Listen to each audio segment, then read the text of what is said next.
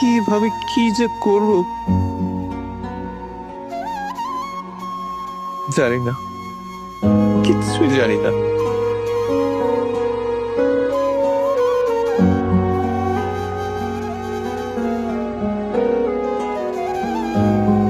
ও বাজান, এই জায়গায় মন খারাপ করে বই আছিস কেন? নাস্তা খাবি না?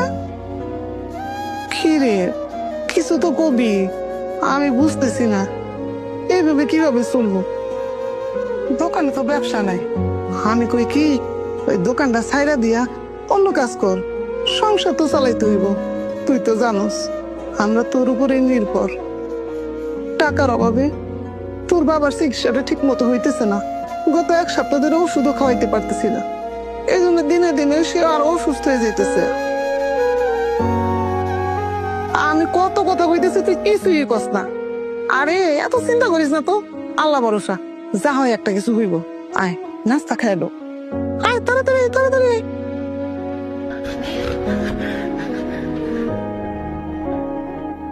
জানি না মা, প্রতিদিন দোকান খুলি আর প্রতিদিনই মনে হয় খালি হয়তো দোকানের শাটার টেনে দিতে হবে।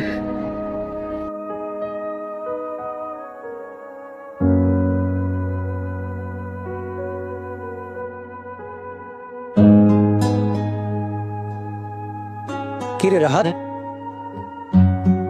দোকান দেখে তো মনে হচ্ছে একেবারে মরুভূমি বানায় ফেলছিস। কি হয়েছে বন্ধু বলতো? না, কি আর বলবো, কাস্টমার আসে না, বেচে বিক্রি বন্ধ হয়ে গেছে। ভাবছি দোকানটা বন্ধ করে দিল, বাজার করতে পারছে না। বাবা অসুস্থ, ওষুধ কেনার টাকাও নেই। বন্ধু, তুই না একজন সকল উদ্যোক্তা, তুই আমার একটু ব্যবস্থা করে দে না, তা না হলে তো আমি জীবন যদি হেরে যাচ্ছি রে। এমন কথা বলিস না, তুই তো জানিস আমি অনেকবার চাকরি ট্রাই করেও ঠিকঠাক একটা চাকরিও না পেয়ে হতাশায় নেশায় আসক্ত ছিলাম। পরিবারের সবার কাছে বোঝা হয়েছে। একদিন আমার আব্বু আমাকে ইউনিটি প্লাজার সাপ্লাই চেইন সিস্টেম সম্পর্কে বোঝাই। তারপরে যে আমাদের বাড়ির সামনে ছোট্ট একটা দোকান করল। আব্বুর পেনশনের স্বল্প টাকা নিয়ে যাত্রা শুরু করি ইউনিটি প্লাজার সাথে, আর তারা আমার সেই ছোট্ট দোকানটাকে ব্র্যান্ডেড সেল পয়েন্ট বানিয়ে দেয়। এই ইউনিটি প্লাজা মিনি শোরুম আজ আমার সফলতার চাবি। ইউনিটি এক্সপ্রেসের সাপ্লাই চেইন প্রক্রিয়া হচ্ছে ইউনিটি প্লাজা মিনি শোরুম।